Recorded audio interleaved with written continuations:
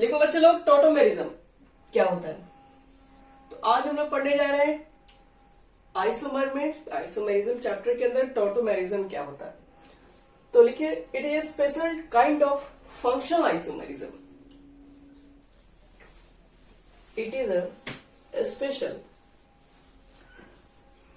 Kind of functional isomerism in which the isomer exists in dynamic equilibrium.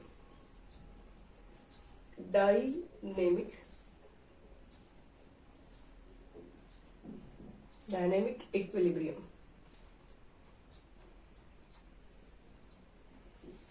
with each other.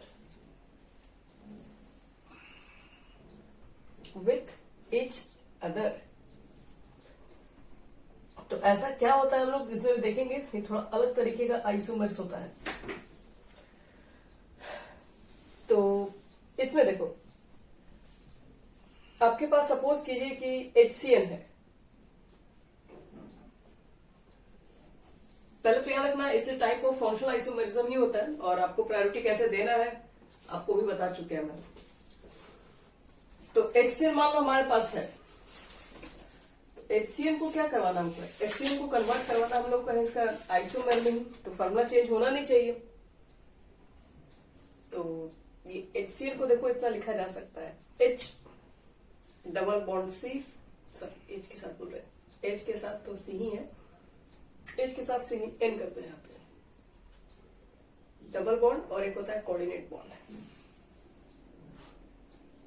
तो देखो, इसको हम बोलते हैं डायनेमिक इक्विलिब्रियम, मतलब ये इसमें कन्वर्ट हो सकता है और ये वाला वापस फिर इसमें भी कन्वर्ट होता है, एक दूसरे के अंदर कन्वर्ट होते रहता है।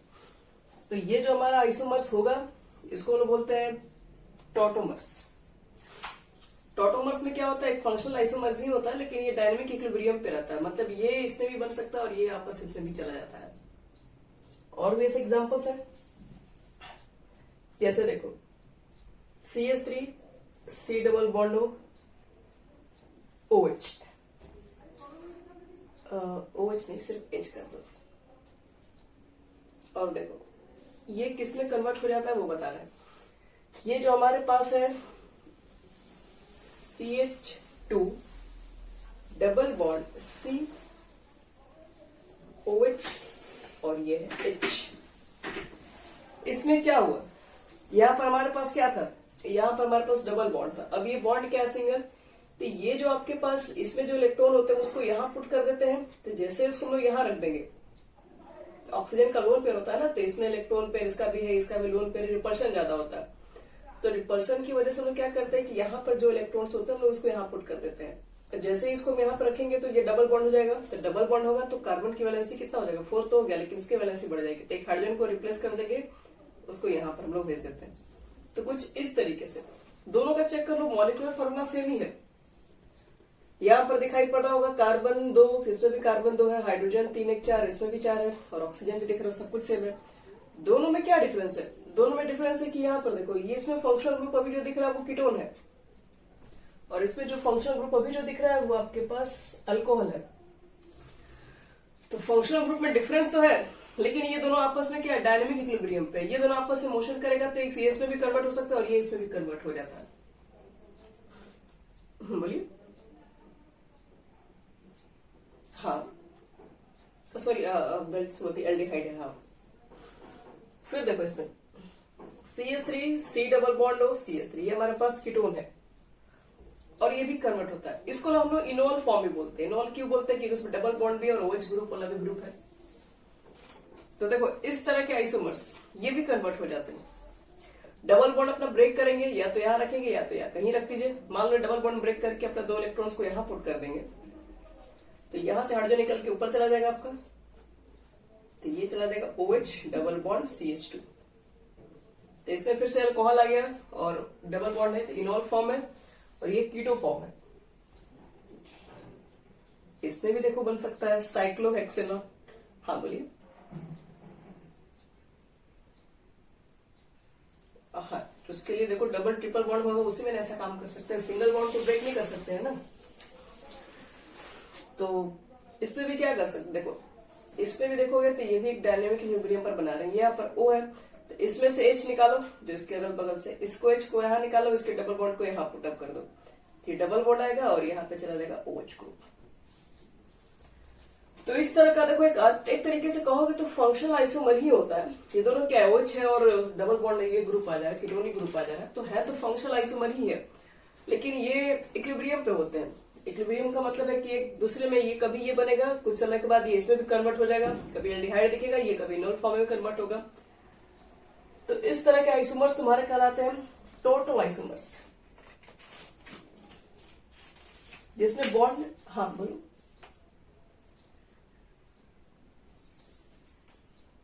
हाँ, रिएक्शंस में भी आपको ऐसे देखने के लिए मिलेगा, केमिकल रिएक्शन में भी ये चीजें होती हैं। आप बहुत सारे रिएक्शंस के अंदर देखेंगे तो रिएक्शन में रीअरेंजमेंट आप खुद से देखोगे, कंपाउंड अपने आप रीअरेंजमेंट करता है स्टेबल करने के लिए, खुद को स्टेबल करने के लिए। लोन पेयर यहाँ पर इसका ज्यादा है, तो क्या करेगा, अपने लोन पेयर को कम करने के लिए यही इलेक्ट्रॉन को यहाँ पर डबल बॉन्ड बना देगा और ये जो H है इसके लोन पेयर पर अटैक कर देगा। तो होता है, वो सब चीजें आगे आपको सीखेंगे। अभी आप ध्यान रखिए, इस तरह के जो आइसोमर्स होते हैं वो टॉटोमर्स होते हैं। टॉटोमर्स में आपको क्या दिखाई पड़ेगा, पहले तो इसमें मल्टीपल बॉन्ड्स का होना देख रहे हैं, काफी जरूरी है, तभी वो चीजें टूट के उधर ऐड हो पाएगी। दूसरी बात, ज्यादातर देखो कीटोनिक ग्रुप में ही पाए जाते हैं। तो ये फंक्शनल आइसोमर में भी है और देख रहे हो कि ये टोटो में भी है। तो अगर मान लो कि अगर दोनों ऑप्शन मिल गया तो क्या कीजिएगा, तो प्रायोरिटी में देखो तो फंक्शन कहाँ है, टोटो कहाँ है, टोटो पहले होता है, फंक्शन बाद में होता है। अगर ये दोनों अगर आपको आइसोमर दे दिया जाए, पूछा जाए कि किस तरह के आइसोमर्स है, तो ये तो देखने से तो आपको लग रहा है फंक्शनल आइसोमर्स दिख रहे हैं, यहाँ पर कीटोन ग्रुप अल्कोहल ग्रुप आ गया, लेकिन ज्यादा बेटर बोलना होगा इसके लिए टोटो आइसोमर्स। तो बस बच्चे लोग ये इतना ही है और ये हमारा पूरा कंप्लीट भी हो गया। अब इसमें आपको कुछ मिलने वाला नहीं है।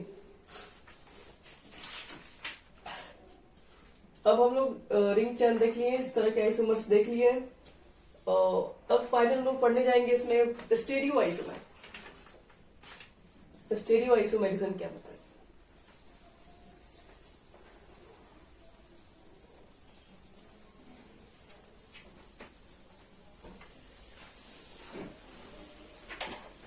देखो सब स्टेरियो आइसोमर, स्टेरियो में हमें ना पूरा पढ़ना नहीं है, स्टेरियो में बस लिमिटेड चीज ही पढ़नी है, बाकी सब चीजें हटा दिए गए।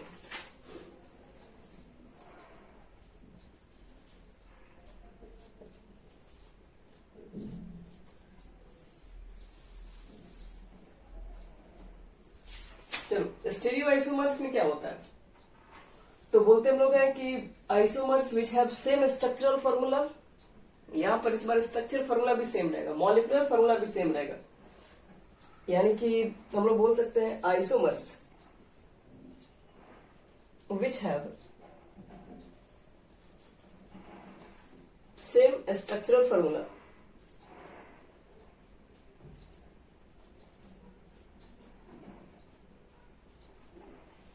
which have same structural formula but different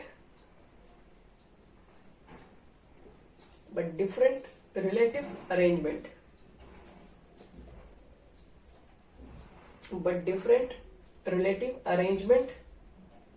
of atoms or groups in space are called stereoisomer.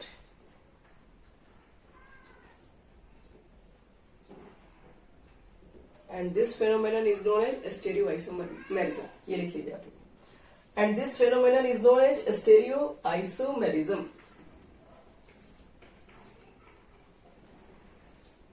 यहाँ पर क्या होगा बच्चों लोग, मॉलिक्यूलर फॉर्मूला तो खैर सेम होगा ही होगा, यहाँ पर स्ट्रक्चर भी क्या होंगे, स्ट्रक्चरल फॉर्मूला भी सेम होंगे। डिफरेंट क्या होंगे, डिफरेंट उनके अरेंजमेंट में होंगे। एटम्स में भी हो सकता है या फिर ग्रुप्स में होते हैं, जो प्लेन में जो मूव करेंगे अलग तरीके से मूव करेंगे।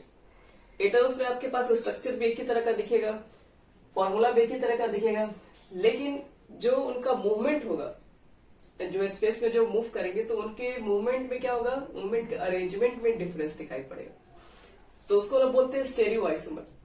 एक्चुअल में ना स्टेरियो का मतलब होता है स्पेस और मर्स का मतलब होता है पार्ट। तो ये जब बात करते हैं स्पेस के ऊपर बात करेंगे। तो देखो यहाँ पे स्टेरियो आइसोमर्स में भी टाइप्स है बहुत सारे टाइप्स को हमें 11th क्लास में नहीं 12th क्लास में भी डिस्कस करना है सर। टाइप्स में आप मिलते हैं दो तरीके से, एक होता है हमारे पास है कन्फ्यूग्रेशन, दूसरा होता है कन्फॉर्मेशनल। कन्फ्यूग्रेशन के बच्चे हम लोग अंदर दो पार्ट में डिवाइड करते हैं। इसमें पढ़ते हैं कि इनएंसियोमर्स और एक होता है डायस्टेरियोमर।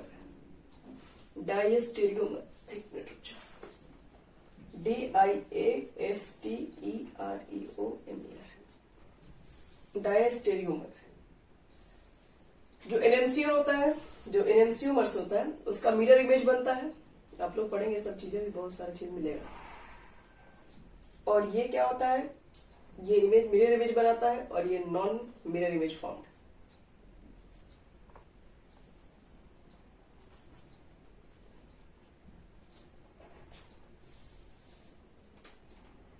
इनएंसियोमर्स ENANTIOMER और ये होता है डायस्टेरियोमर।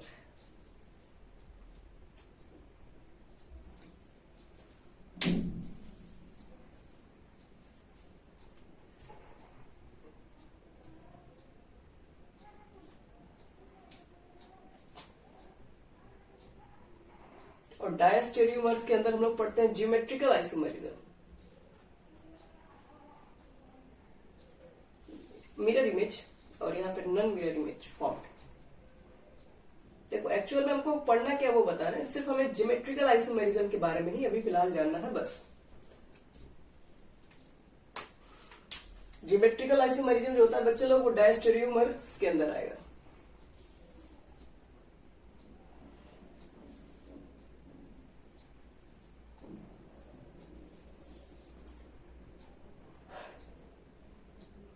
तो चलो जल्दी से ज्योमेट्रिकल आइसोमेरिज्म आपको बता देते हैं क्या होता है।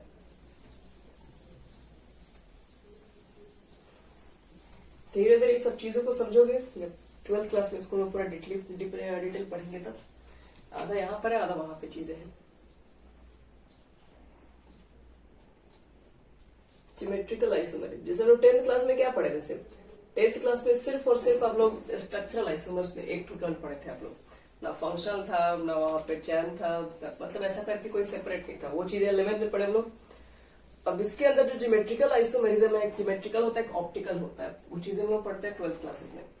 तो ज्योमेट्रिकल देखो थोड़ा बहुत यहाँ पर पढ़ने के लिए है। ज्योमेट्रिकल आइसोमर्स किस तरह के आइसोमर्स है, सबसे पहले तो जान लो कि ज्योमेट्रिकल आइसोमर्स किस कंपाउंड में दिखाई पड़ेंगे। देखो अगर मान लो एक कंपाउंड लेते हैं, जैसे मान लो कि यहाँ पर 2 Cl है, मान लो दोनों हाइड्रोजन हाइड्रोजन, फेमस एग्जांपल है, मिल जाएगा हर जगह। और मान लो इसी को यहाँ देखो, इसको हम लोग यस इस पे Cl है और इस पे H है, हम यहाँ पर H और Cl भी कर सकते हैं। इसको ऐसे छोड़ दे रहे हैं। तो थोड़ा तुम लोग ध्यान से देखो, क्या ध्यान से देखना है, ये डबल बॉन्ड है, ये कार्बन है और ये क्लोरीन है, ये क्लोरीन है, सेम ग्रुप है, सेम साइड है, सेम ग्रुप है, सेम साइड है। अगर सेम ग्रुप सेम साइड होता है तो उसको बोलते हैं सिस आइसोमर। देखो ये है same group, different side, opposite side, same group, opposite side, तो इसको बोलते हैं ट्रांस आइसोमर। तो geometrical isomerism is a type of cis and trans isomer होता है, यानी दो isomer which can form cis and trans isomer is known as geometrical isomer. ऐसे कोई भी याद रखना कंपाउंड्स जो कि सिस एंड ट्रांस फॉर्म कर सकते हैं वो ज्योमेट्रिकल आइसोमर कहलाते हैं। यानी दो आइसोमर्स बोल सकते हो which form cis and trans are known as geometrical isomer. फिर देखो बताओ तो ये क्या होना चाहिए, सी से कि ट्रांस है ये?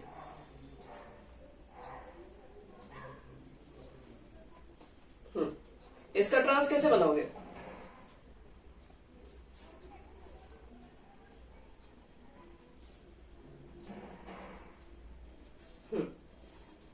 और एक एच यहां कर लो, दूसरा एच को यहां ले आओ, हो गया ना, डिफरेंट डिफरेंट साइड, ये हो गया ट्रांस, TRANS। एक और एग्जांपल देना, देखना वहां पर हो सकता है कि नहीं, सोचो। कहोगे फिर ये दोनों में डिफरेंस क्या है? देखो दोनों में डिफरेंस है इसमें। पहले बताओ, दोनों का मॉलिक्यूलर फॉर्मूला तो सेम ही दिख रहा है ना, सब में तो सेम ही एटम है, तो मॉलिक्यूलर फॉर्मूला तो सेम ही है। अब स्ट्रक्चर की रही बात करोगे तो देखो, मेन कार्बन चैन में 1 2 3 4 इधर से काउंट करोगे, यहां से भी काउंट करोगे तो वही आने वाला है, ब्यूटूइन इसको ही बोलोगे, इसको ब्यूटूइन बोलोगे, अलग अलग नहीं है। दोनों में क्या डिफरेंस है? दोनों में इसके ना रोटेशन में डिफरेंस आएगा, स्ट्रिक्टली रोटेशन है ये। यहाँ पर क्या है कि दोनों के बीच में डबल बॉन्ड है, इसका मूवमेंट होगा जो इस साइड से होगा और इसका मूवमेंट इस साइड से होगा। यहाँ पर देखो, इसके रोटेशन में देखोगे तो ऊपर में आपके पास CH3 का रोटेशन होगा और इसका रोटेशन अलग है। तो कहने का मतलब है कि जो हाँ, ये सब सारे रोटेट करते हैं प्लेन्स के अंदर, तो इनका जो रोटेशन होगा ना वो थोड़ा डिफरेंट तरीके से हो सकता है। रुको, इसके बारे में भी आगे समझाएंगे भी कि किसके अंदर पहले पाया जाता है और क्यों पाया जाता है। इनका जो प्लेन में जो मूवमेंट होगा वो अलग तरीके से, अब ये अलग कंपाउंड में गिनती हो जाएंगे। क्यों? क्योंकि यहाँ पर CH3 है, CH3 ये आपस में स्ट्रिक्टली एक दूसरे में कन्वर्टेबल नहीं हो सकते हैं, ये भी एक दूसरे के अंदर कन्वर्ट नहीं हो सकते हैं। इसको इसके ऊपर रखेंगे तो पूरी तरीके से क्या दिख रहा है, कवर तो नहीं होगा। तो यहाँ देखो, एक और एग्जांपल पहले हम देख के समझा रहे हैं। CH है, मान लो CH है, यहाँ पर H और यहाँ पर है Cl, यहाँ पर H और यहाँ पर है Cl। तो बताओ तो ये कौन सा फॉर्म हो गया, सिस की ट्रांस? और यहाँ देखो, ये हो गया H, ये हो गया H, ये हो गया Cl, ये हो गया Cl, ये क्या हो जाएगा, सिस लिखोगे, ट्रांस। और बट प्रॉब्लम ये है कि ये सिस ट्रांस आइसोमर शो कर रहा है, तो ज्योमेट्रिकल आइसोमर होना चाहिए, लेकिन ये ज्योमेट्रिकल आइसोमर नहीं है। तो मुझे यही चीजें समझना है कि ये ज्योमेट्रिकल आइसोमर ये है और यही ज्योमेट्रिकल आइसोमरिज्म नहीं है, जो कि एक ही तरह का काम हो रहा है, वहां पर भी अंतर है दोनों में। देखो, ये जो तुम्हारे पास कंपाउंड है, ये दो अलग अलग कंपाउंड है, लेकिन ये जो दो कंपाउंड है वो एक ही है। आप सिस ट्रांस बोले लिख दिया, लेकिन एक्चुअल में सिस ट्रांस है ही नहीं। देखो कैसे, ये जो कंपाउंड है इसमें कन्वर्ट हो सकता है, ये कंपाउंड इसमें आ सकता है, ये कंपाउंड इसमें कन्वर्ट नहीं हो सकता है। जब रोटेशन के ऊपर बात करेंगे, जैसे मान लो कि पाई बॉन्ड कैसे बनता है, यहाँ पर डबल बॉन्ड है ना, डबल बॉन्ड में क्या होता है, पाई बॉन्ड होगा। पाई बॉन्ड कैसे बनाओगे, तो पाई बॉन्ड जब भी बनाओगे दो कार्बन रहेगा, एक तो head to head single bond बन रहा होगा ऐसे। पाई बॉन्ड में क्या होता है, साइड वाइज ओवरलैपिंग से बनता है कि नहीं, तो ये जाके आपके पास पाई बॉन्ड्स बनता है। सिग्मा बॉन्ड कैसे बनता है, यहाँ पर तो कोई पाई बॉन्ड नहीं है, सिंगल बॉन्ड नहीं है, सिग्मा बॉन्ड है।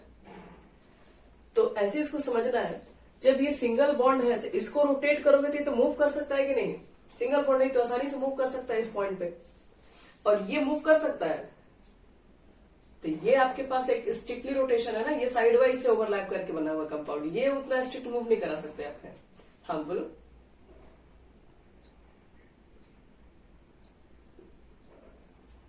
जैसे कि हाँ प्लेन में मूव करते रहता है सारा कंपाउंड ये।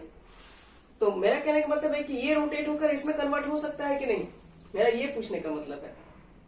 तो यहाँ पर देखो, डबल बॉन्ड से आप कंपाउंड बनाए हैं जब, ठीक है, मतलब यहाँ पाई बॉन्ड फॉर्म हुआ है, तो पाई बॉन्ड से क्या होगा, ये बता रहे कि आपको ओवरलैपिंग के थ्रू किए होंगे, तो साइड वाइज ओवरलैपिंग भी किया होगा इसमें अंदर। तो अब यहाँ पर मान लो कि कस के पकड़ा होगा, तो इसमें रोटेशन अब नहीं पॉसिबल होगा, स्ट्रिक्ट रोटेशन इसको कहते हैं। यहाँ पर क्या है, सिंगल बॉन्ड है, सिंगल बॉन्ड है बच्चे लोग, तो सिंगल बॉन्ड में क्या होता है, रोटेशन बहुत ज्यादा हाई होता है, रोटेशन क्या होगा, मूव होगा। जैसे इसको रोटेट करोगे एक बार, तो बताओ तो ये वाला इसमें कन्वर्ट नहीं हो जाएगा। जब आप इसको रोटेट कीजिएगा इस कंपाउंड को, तो एक बार रोटेट होके ये फिर से तो वापस इसमें आ ही गया, तो इसका मतलब है कि इसके अंदर सिस ट्रांस कहाँ बना, सिस ट्रांस तो वहां बनेगा जिसके अंदर स्ट्रिक्टली रोटेशन नहीं होना चाहिए, स्ट्रिक्ट होना चाहिए रोटेशन से। तो ये क्या होता है, ये वाला चीजें इसमें कन्वर्ट करोगे, इसको भी घुमा के कर देंगे। इसको कैसे घुमाओगे, सिंगल बॉन्ड नहीं है ये, डबल बॉन्ड है, डबल बॉन्ड क्या होता है, साइड वाइड भी ओवरलैप है, तो ये मूव होगा तो पूरा एक ही साथ कंपाउंड मूव हो जाएगा, तो ये फिर इसके अंदर कन्वर्ट नहीं हो सकता है किसी भी हाल में।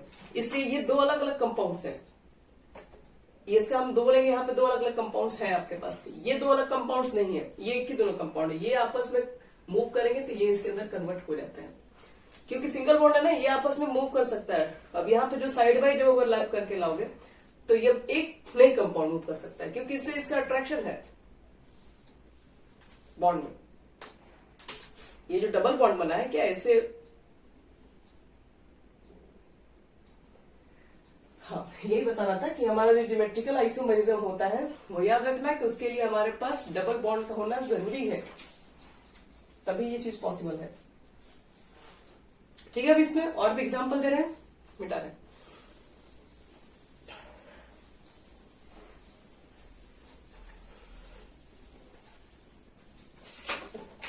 पाई बॉन्ड के लिए आपके पास आपको ज्योमेट्रिकल आइसोमेरिज्म अगर बनाना है तो उसके लिए आपके पास स्ट्रिक्टली रिस्ट्रिक्टेड कह दो,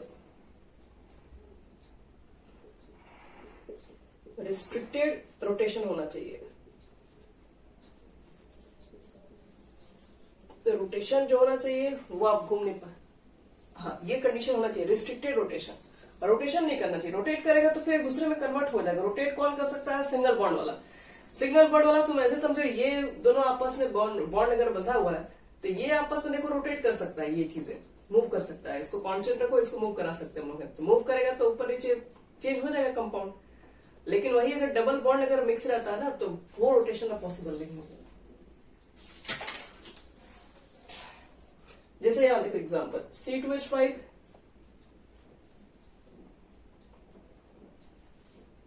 CH3 लिख दे रहे हैं, यहाँ H है और यहाँ H है। तो क्या ये सिस ट्रांस है, मतलब ये सिस है कि ट्रांस है, चेक कर लो पहले एक बार।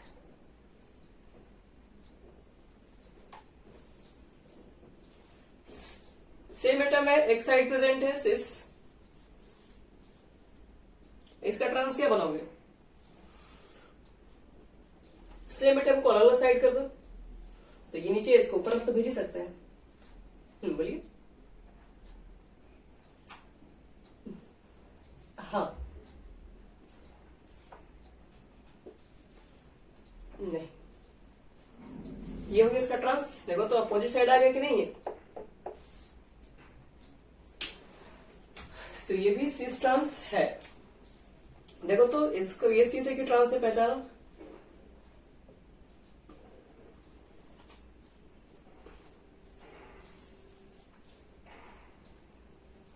ट्रांस में चलो तो इसका सिस क्या बनाओगे फिर,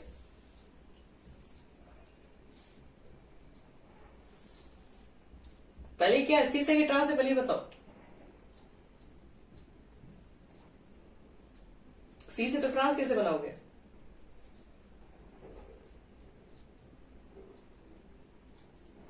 ये हाइड्रोजन इधर, ठोको इधर। पहले तो आपको बिना कंफ्यूज हुई मत होइए, ये हाँ बोलिए।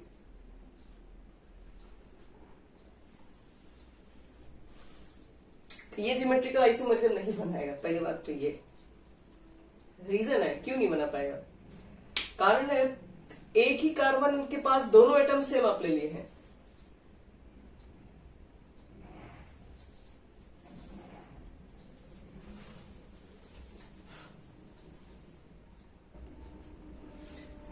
यहां देखो, यहां पर तो पहली बात की ज्योमेट्रिकल आइसोमेरिज्म ही नहीं बनेगा। अब कहोगे क्यों नहीं बनेगा, पहले देखो इसमें सिस ट्रांस बन सकता है, इसको तुम यहां रखोगे, इसको तुम यहां रखोगे, क्या फर्क पड़ेगा, वही तो रह जाएगा, एक ही कंपाउंड रह जाएगा। अगर हम इसको यहां रख दे, इसको यहां रख दे, क्या कुछ नया बनेगा। आप कहेंगे कि इसको उठा के यहाँ पे ऐसे कैसे होगा, मतलब यहाँ वाला आइटम यहाँ पे कैसे चला जाएगा, ये तो कभी नहीं होगा।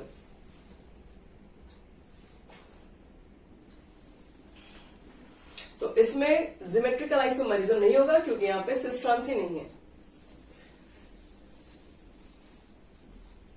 इसमें देखो C डबल बॉन्ड C, यहां पर Cl, यहां पर Cl, यहां पर है CH3, यहां है CH3, इसका सिस ट्रांस बनेगा। अगर हम यहाँ पे H लगा दे तो सिस ट्रांस बना लोगे?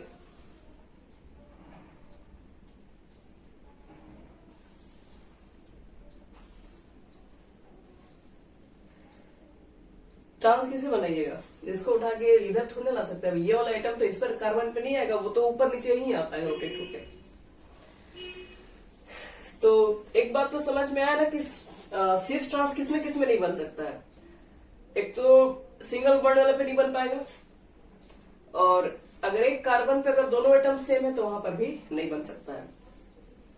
तो इसका मतलब है कि सिस ट्रांस आइसोमर बनाने के लिए टू ग्रुप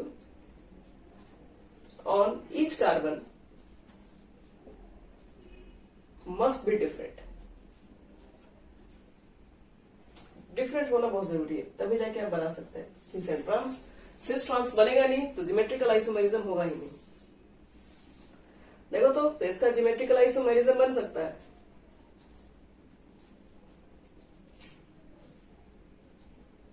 CAS। देखो बच्चे लोग, इसके अंदर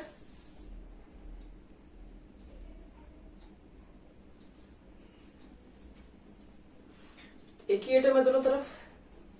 चलो अब एक और क्वेश्चन दे रहे हैं। ये देखो तो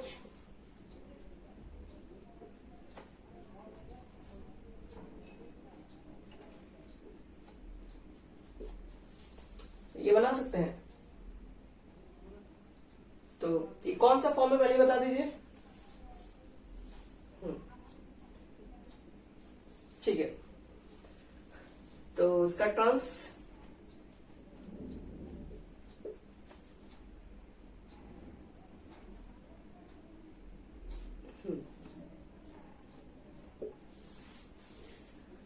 तो ये हमारा अपोजिट में आ गया। ये हो गया हमारे पास ट्रांस। इसको ना मैलाइक एसिड भी कहते हैं, मैलाइक एसिड। और ये हमारा इसको ट्रांस को बोलते हैं फ्यूमेरिक एसिड। इसी तरीके से सिस ट्रांस होगा तो समझ में आ जाएगा कि आइसोमर्स होगा। कहां पे सिस ट्रांस नहीं हो सकता आपको भी बता दिए।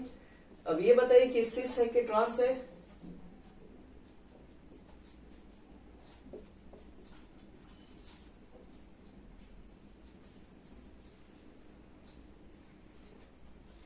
ज्योमेट्रिकल नहीं है लेकिन ज्योमेट्रिकल हो सकता है। तो देखो, जब चारों ही एटम अलग अलग हो जाए तो फिर क्या दिमाग लगाएंगे हम लोग। तो उसके लिए कुछ अलग कंडीशन है, सीपी स्कीम बनाया गया उसके लिए है। देखो वहां पर क्या कंडीशन है, वहां पर हम सिस किसको बोलेंगे, ट्रांस किसको बोलेंगे। जब चारों एटम डिफरेंट आ जाए तो हम लोग को क्या सोचना चाहिए। एक स्कीम के थ्रू बनाया गया है, आईपीसी वाले ही ने इसको बनाया है। देखो उनका क्या कहना है वो बताना है। ये सीपी जो स्कीम है on the basis of atomic weight पर लिया गया है।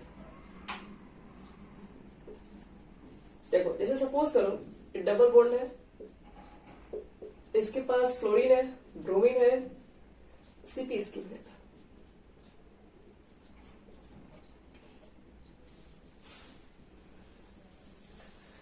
इसमें देखना है कि प्रायोरिटी किसको देंगे, सिस किसको मानेंगे। सिस बता रहे हैं हमको कैसे माना जाता है। मान लो यहाँ पर आपके पास बहुत सारे आइटम्स है, फ्लोरीन, क्लोरीन, ब्रोमीन, आयोडीन चारों हैं। तो आपको कैसे चेक करना सिस पोजीशन कौन है। तो पहले आप चेक करोगे इस कार्बन के साथ ये जो दोनों लगा हुआ उसमें एटॉमिक वेट किसका ज्यादा है, क्लोरीन का या आयोडीन का। आयोडीन का, यही ना होगा इसका एटॉमिक वेट ज्यादा। अब फ्लोरीन ब्रोमीन में किसका एटॉमिक वेट ज्यादा होता है। इसमें देखो ये है और इसमें ब्रोमीन का एटॉमिक वेट ज्यादा है, और दोनों जो ज्यादा वाले लोग हैं वो एक ही जगह है, सेम साइड है। तो इसको बोलेंगे सिस फॉर्म। आगे बात समझ में क्या क्या बोले हम, सिस कैसे निकालेंगे। या सिस को ना जेड से इंडिकेट करते हैं, ध्यान रखिएगा। जेड का मतलब यहां पर है इक्विवेलेंट सिस। सिस के ही इक्विवेलेंट होता है। हम इसको जेड और ई से रिप्रेजेंट करते हैं। तो जेड मतलब सिस। सिस कैसे पहचानेंगे, तो क्या बोले, एटॉमिक वेट चेक करेंगे। एटॉमिक वेट आप जब चेक करेंगे तो जिसका एटॉमिक वेट ज्यादा होगा और उसको एक ही साइड प्रेजेंट है, वो सेम साइड प्रेजेंट है, तो उसको सिस बोलेंगे। इसका ट्रांस कैसे बनाएंगे, ये अलग कर दिए इसको।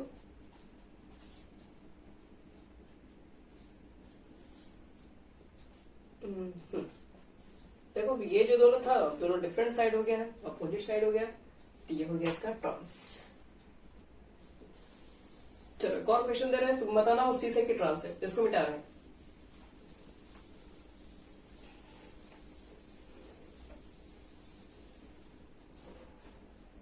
सी डबल बॉन्ड सी, यहां पे CH3, यहां पे H, यहां पे OH और यहां पे NH3। C double bond C, यहां पर है H, यहां पर है CH3, यहां पर है OH और यहां पर है NH3। बताओ इसमें कौन सा सी से कौन सा जेड है, कौन सा ई है? फर्स्ट ट्रांस है, ठीक है, फर्स्ट ई बोल रही हो और इसको जेड, यही ना?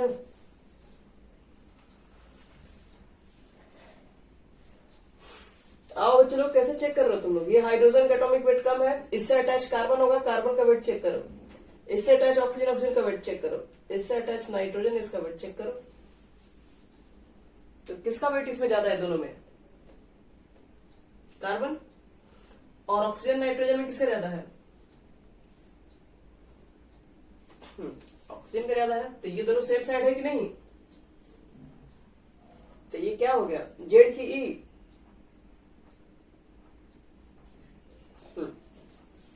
उधर बोलिए, ये है इसमें ज्यादा और ये इसमें ज्यादा, डिफरेंट हो गया, ये हो गया हमारा ई।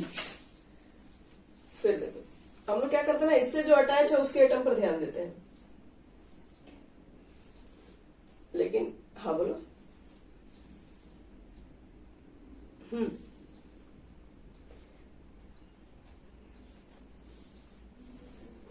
ठीक है ठीक है। यहां पर देखो बच्चे लोग, ये है NH2 ग्रुप, ये है आपके पास NCH3CH3 और यहां पर है OH और यहां पर है OCH3। चलो मुझे मालूम करना है ये सी से कि ट्रांस है, क्या है?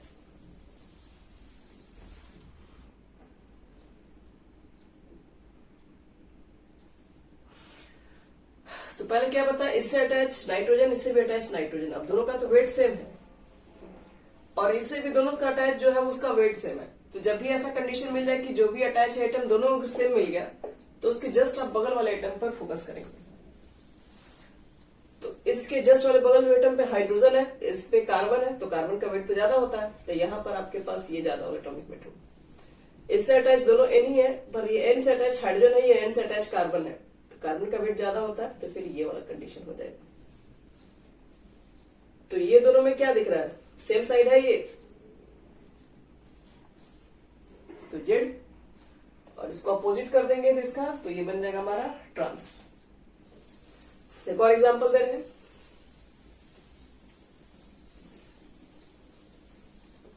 लास्ट है, तो इसके बाद लगभग सिस ट्रांस आपको पहचानने आ ही जाएगा, उसके बाद आपका खत्म हो गया, इतना ही आपको पढ़ना है। ये हो गया हमारे पास OH, यहां पर हो गया OCH3, यहां पे हो गया CH डबल बॉन्ड CH2, यहां पर हो गया C ट्रिपल बॉन्ड CH। अब ये जेड है या ई है, ये पता करना है। तो ये तो हम मालूम कर लेंगे, इधर वाला अच्छा तो आसान है। O है दोनों से अटैच, O के बाद ये H है, O के बाद ये C है, तो इसमें तो एटॉमिक वेट ज्यादा, तो इसका हो गया। ये दोनों में देखो, दोनों भी कार्बन से अटैच है। उसके बाद ये डबल बॉन्ड, यहाँ ट्रिपल बॉन्ड है। इसको कैसे ट्रीट करते हैं, देखो ये थोड़ा अलग तरीके से इसको मान के बनाया जाता है, समझा है? ये तुम्हारा C डबल बॉन्ड C का यहाँ क्या मीनिंग होता है, एक कार्बन दो कार्बन से अटैच है, दो कार्बन ही है, क्लोरीन नहीं है। और C ट्रिपल बॉन्ड C का मतलब क्या होता है, एक कार्बन, यहाँ पे जितने बॉन्ड है उतने बॉन्ड बनाओ, और जिससे अटैच है ये C से अटैच है, तो C लिखना पड़ेगा। अब तुमको चेक करना है किसका वेट ज्यादा होगा। तो क्या लग रहा है, इसमें 3 C होगा ना, तो इसमें इसका वेट ज्यादा हो जाएगा। कभी भी आप लोग देखिएगा तो उसको ही टिक मार दीजिएगा, फिर गड़बड़ हो जाएगा। फिर जब भी बॉन्ड वाला क्वेश्चन आ जाए, डबल ट्रिपल बॉन्ड, तो जितना बॉन्ड होगा जिससे अटैच होगा उतना ही उस एटम को बनाइए, और उस एटम का निकालेंगे तो इसका वेट ज्यादा हो जाएगा। और यहाँ पर 2 ही सी है, इसका वेट कम हो जाएगा। तो ये वाला मेरा होगा, हाँ ये हो जाएगा हमारा सिस। तो ये हो गया सिस और ये हो गया ट्रांस, लगभग हमारा हो गया कंप्लीट। ठीक है, आराम से आपका हो गया पूरा। देखो बच्चे लोग, ये सी की ट्रांस है, चेक कर लो तुम लोग। हाइड्रोजन के आइसोटॉप्स ड्यूटेरियम, टाइट्रियम, पता है ना, प्रोटियम, ड्यूटेरियम, ट्राइटियम। तो याद है टॉपिक वेट किसका ज्यादा होता है? प्रोटियम, ड्यूटेरियम, ट्राइटियम, ज्यादा ट्राइटियम का ही होता है और इसमें ड्यूटेरियम का ज्यादा। तो दोनों अपोजिट साइड है, तो ट्रांस हो जाएगा। ये सिस बनाना होगा तो इसको नीचे ला देंगे हम लोग। तो बस यही हमारा है, पूरा कहानी खत्म। और इसके बाद इसमें तो खैर बहुत सारा चीजें पढ़ना है, एनसीओमर्स वगैरह हम लोग पढ़े ही नहीं कुछ भी। ऑप्टिकल आइसोमेरिज्म भी पढ़ना होता है, तो वो सब हम लोग करेंगे 12th क्लासेस में। 11th में हमारा इतना ही है पढ़ना।